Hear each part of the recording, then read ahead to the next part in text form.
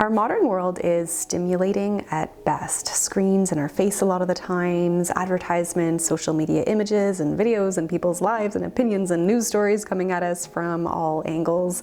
Tackle on juggling work responsibilities and parenting or having little time to ourselves. There are so many ways that we can become overstimulated and overwhelmed in life today. I myself have been feeling this way a little bit the last few weeks. We all got sick back to back, so I've been cooped up at home caring for a sick toddler with a growing list of tasks that I need to catch up on. My phone is ringing, my daughter needs my attention, the news is becoming increasingly negative, I'm scrolling on my phone more than I want to, and let's take a collective deep breath and explore some of the ways that we can de-stimulate and do a little mental and physical reset. Sometimes the best thing that you can do when you're overwhelmed is to step away for a moment. A short break, even just 5 to 10 minutes, can help you to reset. A few days ago, I hid myself in the bathroom for a couple of minutes to take a couple deep breaths.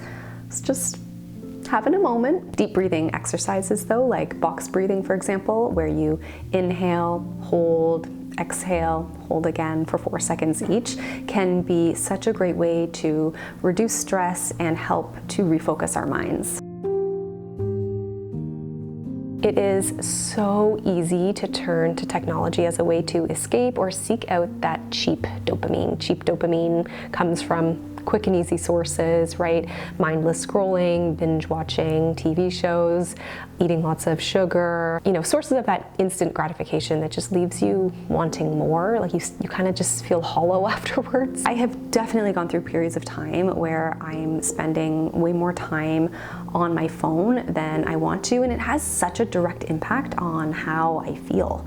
But you can play around with what works for you here, maybe putting your phone on Do Not Disturb or putting it out of reach for a while. I pretty much always have my phone on silent, and I have most of my app notifications turned off so that I'm not getting constantly pinged from different things. I've also found that consciously stopping myself from automatically picking up my phone to check it for no reason, and instead consciously choosing to do something else has been really helpful at breaking that habit a little bit. Slow release dopamine is where it's at. These are activities that tend to require more time and more effort, but are so much more rewarding and more fulfilling in the long term. So focused deep work, pursuing goals or creative projects, exercise, sunlight, new experiences, learning new skills, writing, drawing, painting, reading a book, ticking something small off of your to-do list. Like, these are the things that are so much better for us when it comes to that dopamine that we are nowadays in our modern world so constantly seeking and so almost addicted to. Our minds need rest from constantly processing endless streams of information, pictures, opinions, advice, the news. At first, really shutting off and embracing quiet can feel a little bit jarring. I think a lot of us aren't used to it. Or when we do have that opportunity for some silence, we tend to, reach for something more stimulating to kind of fill that space, fill that gap. Because I think boredom can feel uncomfortable. It can feel foreign to us, but our minds need the opportunity to wander and to think in an unadulterated way. I love having a quiet space that I can retreat to. Even dimly lit can help to reduce some of that stimulation from too many lights. I also particularly dislike overhead lighting. Is anybody else in that camp too? Lamps all the way, but also lighting a candle. And a space too that is free of too much clutter. A little bit of tidying up a space can also help a lot. I find that it definitely helps me with that kind of mental clutter. Sometimes I'll even put on like a restorative yoga playlist or just some ambient music. Making myself a hot cup of tea is my favorite thing ever. Just love a moment to sit down on the couch. I do have a 2-year-old here as well, so finding those pockets of time, you gotta get a little creative. One of the most helpful things that I find for myself when my mind feels frazzled is to do a little mental declutter, which is really just, for me at least, taking pen to paper and writing out all of the things that are jumbled up in my mind, getting it out onto paper. Stream of consciousness writing is one of my favorite ways to just write things down in a way that you're not overthinking it too much.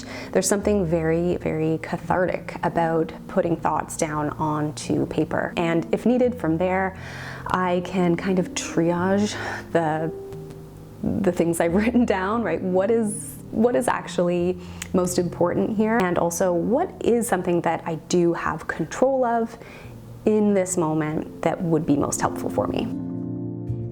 I recently discovered Tai Chi and Qigong and mindful forms of movement, even things like yoga or even just some gentle stretching on your own, can be so helpful at helping to kind of synchronize your body and your mind and offer a bit of a reset and mental clarity as well. Such a nice de-stressor, such a great way to really connect with your body again. So often when we're overstimulated, we need a way to get out of our minds and reconnect with our bodies and with ourselves again. Whatever form of movement you like, whether it's just walking, there's so many different ways that we can be mindful with movement. But some of these practices, though, are so good. I know the chaos of evening routines and bedtime with kids. Even that alone as a parent can be so overstimulating. Whether you're a parent or not, though, the things that we do before going to bed ourselves can help to calm our minds, help us to relax, and set us up for a better sleep, but also like a better next day as well.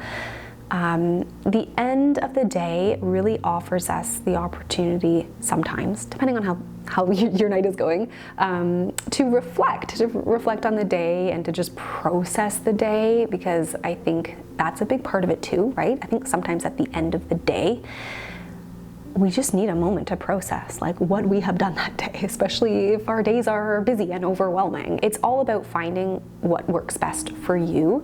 Things like watching a TV show or reading a stimulating article or book, like these definitely can be part of our routines at the end of the day, but sometimes they just end up contributing to more overstimulation. The goal isn't to necessarily eliminate these activities entirely, but to just balance them with more restorative, calming practices that can kind of signal your body that it's time to rest and to relax. It's just a little bit of tuning into your needs a little bit. Like there's definitely some nights where I'm craving a cozy show and curling up on the couch, and then there's other nights when I know that I could really benefit from some alone time, some quiet time, a cup of tea, writing out my thoughts, like a bath, whatever. I hope you found this video helpful.